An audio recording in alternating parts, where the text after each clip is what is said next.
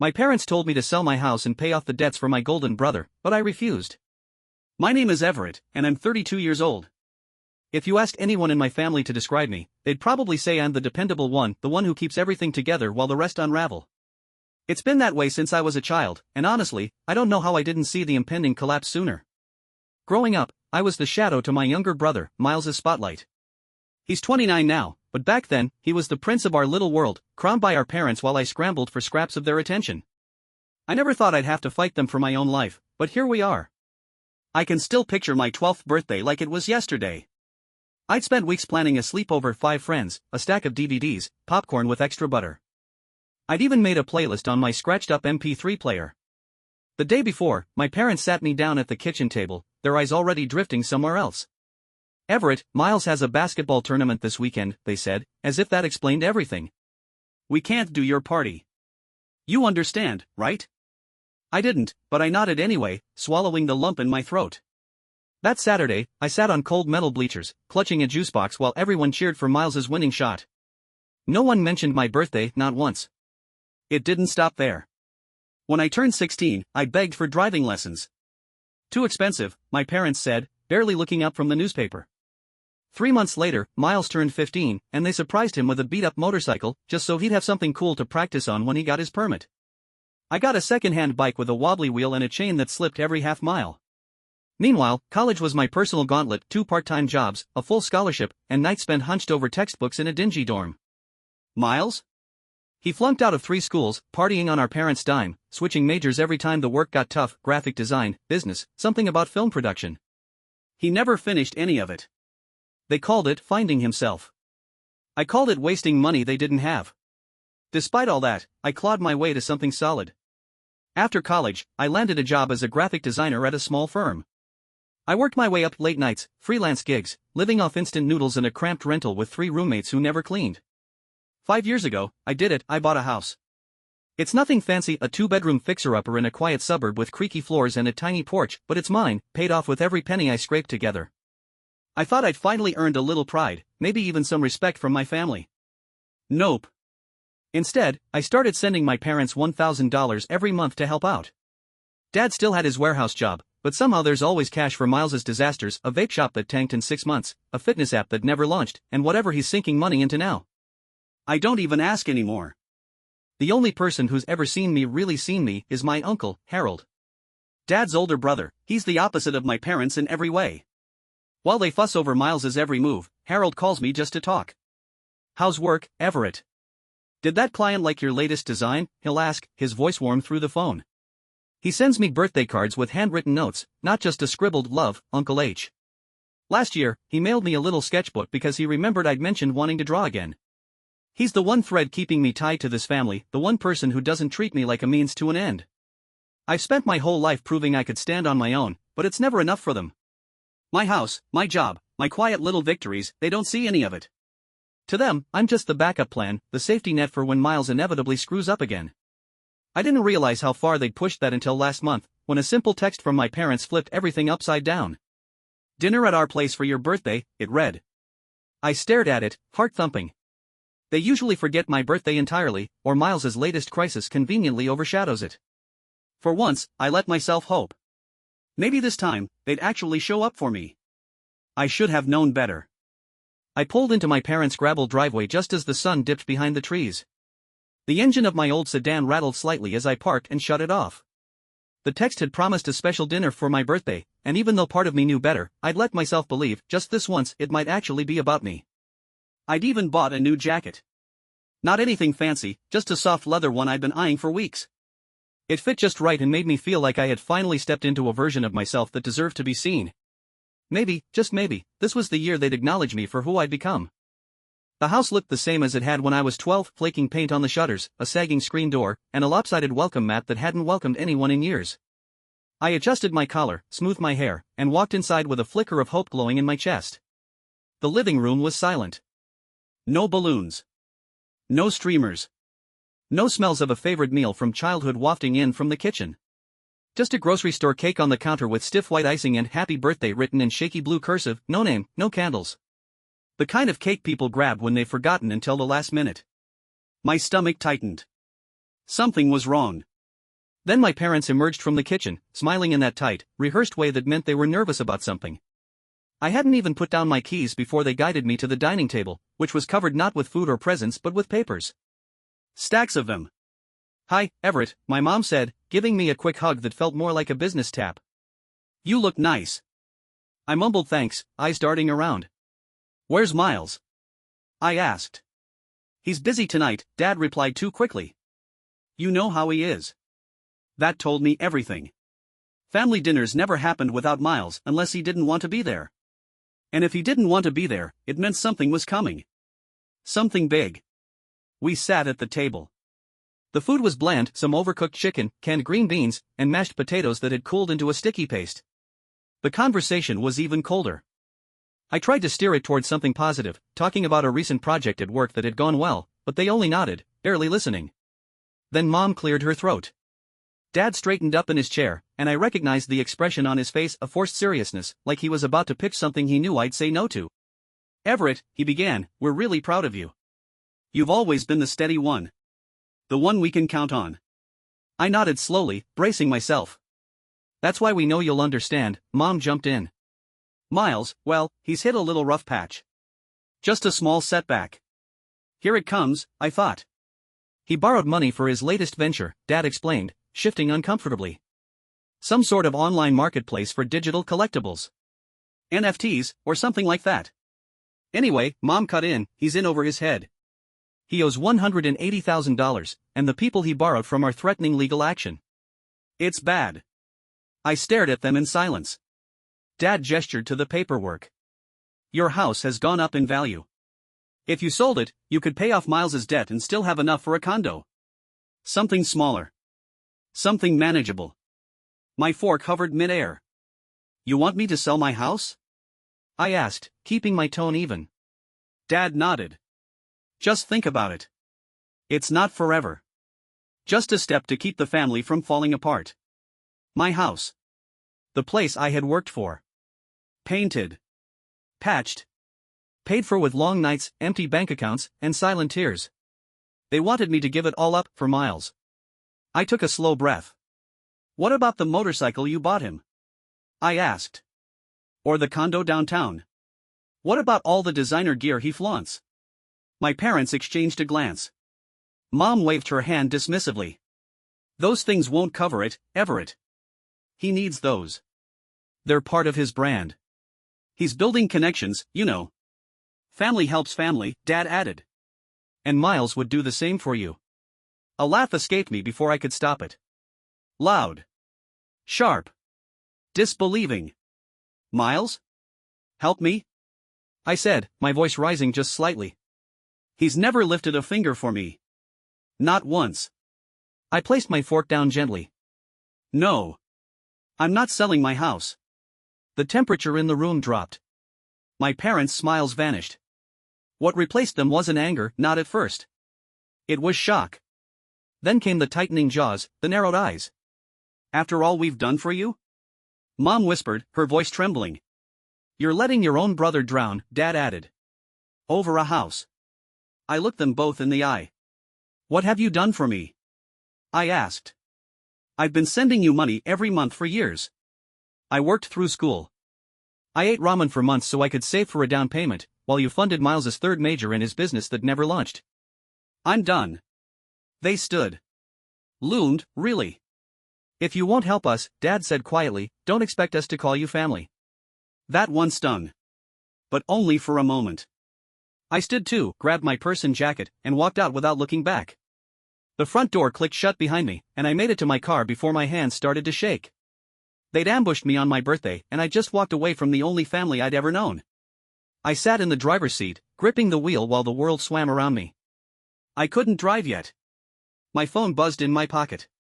I pulled it out and, with fingers still trembling, dialed the one person I knew would understand. Uncle Harold answered on the second ring. "Everett? What's going on?" His voice was calm. Familiar. It grounded me as I told him everything, the dinner, the ask, the ultimatum. By the end, I was crying, the tears hot and relentless. "They turned my birthday into a negotiation," I whispered. Harold was quiet for a moment. They've shown you who they are, he said gently. Now the only question is, what are you going to do about it? That stopped me. I didn't have an answer yet. But something inside me shifted. I looked at my reflection in the rearview mirror, my eyes red, my face pale. But something new was there too. Resolve. I drove home that night with one word echoing in my mind. Enough.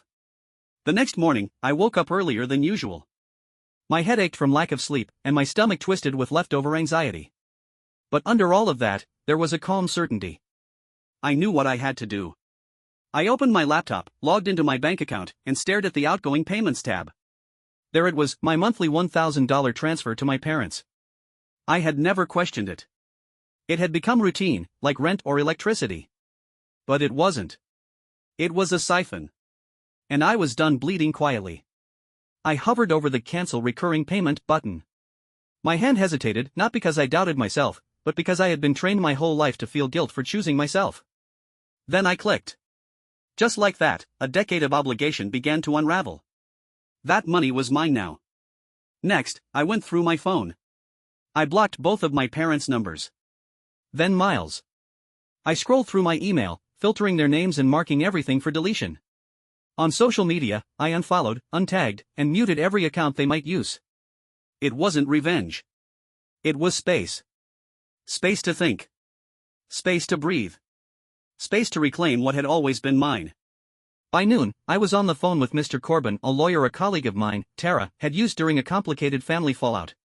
She had spoken about him with confidence and a quiet kind of gratitude.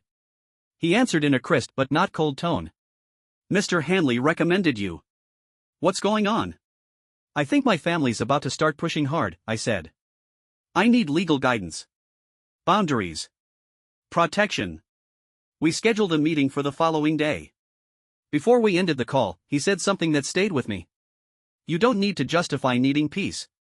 That night, I ordered a home security system. The kind with motion alerts, a doorbell camera, and night vision. I installed everything myself, staying up past midnight reading the instructions, testing the app. When I was done, I sat in my living room in the dark, staring at the empty porch on the screen, feeling something I hadn't felt in a long time. Safe. But my family wasn't going to fade away that easily. Before I had finished blocking them, my phone had lit up like a July sky. Missed calls. Voicemails. Texts from both my parents, flipping between emotional pleas and passive-aggressive guilt. The same scripts they'd always used. We stayed up nights with you when you were sick. This is how you repay us? You were always so cold. So distant. Miles is the only one who ever tried. But it was Miles's message that cut deepest. Grow up, Everett. You've always been jealous because they love me more. You've always been the problem. I read it once. Then I hit block. I didn't respond. And I didn't cry. But I knew it wasn't over. 2 days later, I was in the middle of reviewing logo drafts when my manager, Julie, knocked on my office door. Your parents are in the lobby, she said, looking uncomfortable. Again. Again. I had barely recovered from the first time, when they had shown up with a thick manila envelope and a fake smile. Now here they were again, acting like I owed them an audience. I'll handle it, I said, standing up. But Julie stopped me. No. You don't have to. We'll ask security to escort them out. She paused. Do you want me to stay with you while they're removed? I blinked. Yes. Thank you. I didn't watch them leave, but I heard them. Tell him he can't hide from his family forever. You'll regret this. I went back to my desk and tried to work. But my fingers hovered above the keyboard, frozen. Then, the worst hit. Miles went public. A mutual friend messaged me late that night, you need to see this. Miles had posted a long paragraph on his social feed. He didn't mention me by name, but it didn't matter. Everyone knew. He wrote about how his older sibling had abandoned the family, even as they lost their home. How he was being crushed under a mountain of debt, while I sat comfortably in a house I didn't even deserve. The comments flooded in. Family is everything. What kind of brother turns his back? Some people are just selfish. I didn't reply. Mr. Corbin had warned me not to. No contact is your greatest strength, he'd said. But the comments burned. That night, I shut my laptop and paced the living room, every step echoing like a question, was I doing the right thing? I knew the answer. But it still hurt. Then came Emma. Emma is my cousin, technically. But we never got along. She always had a knack for inserting herself into drama she didn't understand. She left me a voicemail the following day. "Everett, I know what's going on," she said, her voice a blend of smugness and warning. "You should help them. They're struggling. And if you don't, well, maybe I'll just have to tell people the truth about who you really are. Don't test me." I saved the voicemail and added it to a folder I had started keeping on my desktop. I called it Evidence. Mr. Corbin listened to the voicemail twice. Then he said, "We send cease and desist letters. 1 to each of them. We draw the line now." He drafted the letters that afternoon. They were cold, clear, and legally sound. "These letters are not for negotiation," he told me. "They're documentation. If they cross the line again, we escalate." I signed them. A courier delivered them the next day. For 3 days, it was quiet. No calls. No messages.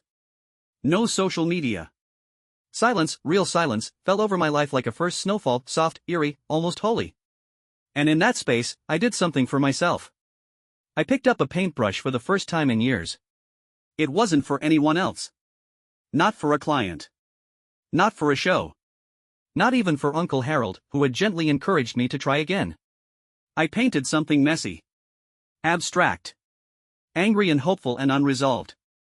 Blues clashing with rust red. Brushstrokes darting like lightning bolts. It didn't look like much, but when I was done, I felt relief. This wasn't about art. This was about ownership. Of my space. My time. My healing. Uncle Harold kept checking in, though I never asked him to. He didn't hover or prod, just a weekly phone call, a message to say he'd picked up a new sketchbook for me, or a photo of a sunrise by the river near his home. During one of our Sunday coffee chats, he leaned back in his chair and looked at me over the rim of his mug. "Your folks are scrambling," he said. "They're behind on car payments. Miles had to sell that ridiculous sports car. And the sympathy train's slowing down." I stirred my coffee slowly, waiting for the guilt to hit me. It came, like a soft tap on the shoulder. But it didn't stay. It didn't pull me under. "They're still telling people you abandoned them," he added. "But fewer people are listening now." I nodded. "Let them talk." 3 weeks after the cease and desist letters were delivered, I got a ping from my doorbell camera. It was late evening. The porch light buzzed gently above 2 familiar silhouettes. My parents. They stood there in the cold, coats zipped to their necks, clutching an envelope between them. They glanced around nervously, slipped the envelope under my door, knocked once, and hurried back to their car. I watched on my screen as their taillights disappeared down the street. I waited. 10 minutes. Then I opened the door and retrieved the envelope. The handwriting on the front was unmistakable, my mother's. Inside was a letter. "Everett. We're sorry things got so bad. We didn't know you were hurting this much. Things are hard now, bills are piling up, and Miles is struggling. Please call us. We need you." There was no apology. No mention of the things they'd done. Just a quiet plea, dressed up like humility. I read the letter 3 times, then filed it in the same folder as the others. Mr. Corbin reviewed it the next day. Not a violation. But very close. "Keep the cameras on." So I did. But I also kept painting. At night, I'd sit by my window or on the porch, brush in hand, working colors into each other until they blurred. I painted skies. Storms. Even just streaks of gray when I couldn't find a word for what I felt. It wasn't about skill. It was about release. Diane, my therapist, noticed the shift. "You're not painting to escape anymore," she said during one session. "You're expressing." I nodded. "I think I'm starting to understand that I'm allowed to live a life without their permission." Then, the email started. It began with a single message, somehow bypassing the filters I'd set up. "Everett. We're facing eviction. Miles lost his job. We're out of time. This is serious. Please don't turn your back on us. Just one more time." That line, "just one more time," hit something old in me. That phrase had carried me through years of guilt. Years of doing what I didn't want to, because I couldn't bear to be called selfish. This time, I didn't waver. I forwarded the email to Mr. Corbin. "They're trying to exploit a loophole," he said. We'll close it. Then, the final blow came. I got home one evening to find a thick envelope shoved in my mailbox, a letter from a legal firm with my parents' names on the sender line. Inside, a claim. They were suing me. They said the money I had sent them over the years wasn't a gift, but a loan. That I had promised to financially support the household, and they wanted reimbursement. With interest. $45,000. I stood in the kitchen holding the paper, laughing quietly to myself.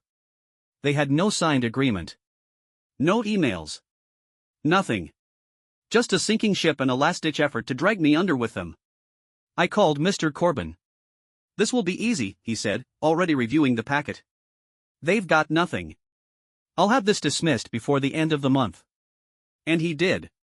A few days later, I received an official notice. Their case had been thrown out. No standing. No evidence. Mr. Corbin sent one final warning to their attorney: any future attempts to contact me would result in further legal action. That night, I drove out to a small cabin by the lake I had just closed on. It was something I'd been saving for, quietly. It wasn't fancy, just one lofted room, a wood stove, and a dock that stretched into the glassy water. It was perfect. Mine. I brought my canvases, my brushes, a stack of sketchbooks, and nothing else. Uncle Harold called while I unpacked. "Miles got a job," he said with a dry chuckle. "Entry level, finally. Your parents sold their old furniture and moved into a smaller rental. Still blaming you, of course."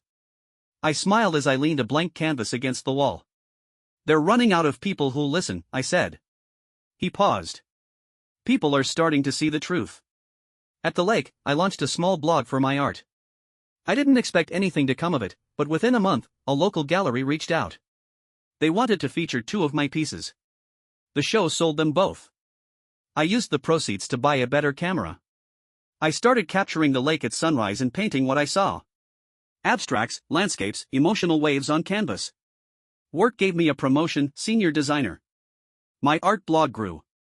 People began leaving comments, saying the color in my pieces felt like something they hadn't had words for. I started volunteering once a week at a youth center, teaching a handful of kids how to sketch, mix colors, and trust their hands. One boy, Levi, held up his first drawing shyly. "It's not good," he mumbled. "It's honest," I said. "And that makes it good." And I met someone. Her name was Claire. She saw me the way Uncle Harold did, with no conditions. She liked my paintings. She liked the silence we could share. She never asked about Miles or my parents unless I wanted to talk. One night, we drank tea on the cabin dock and watched the moon cast gold ripples across the water. She said maybe she'd move in once her lease was up in the fall. I said I'd like that. A few weeks later, I sat in my living room, sorting through old files. I came across a photo I had kept far too long, one of the 4 of us, back when I was maybe 13. My parents and Miles were laughing. I was off to the side, half out of the frame. I stared at it. And then I deleted it. My phone buzzed with a text from an unknown number. "Everett. They're raising our rent again. We don't know how we'll make it. It's not fair what you've done to us. Miles." I blocked the number and walked outside, letting the wind clear my head. They had made their choices. And I had made mine. The difference now? I wasn't afraid to live with mine. The gallery invited me to submit 3 more paintings. My Thursday dinners with Uncle Harold continued. Claire and I started dreaming out loud about building a small greenhouse behind the cabin. My job gave me more freedom, and the youth center offered me a part-time teaching position.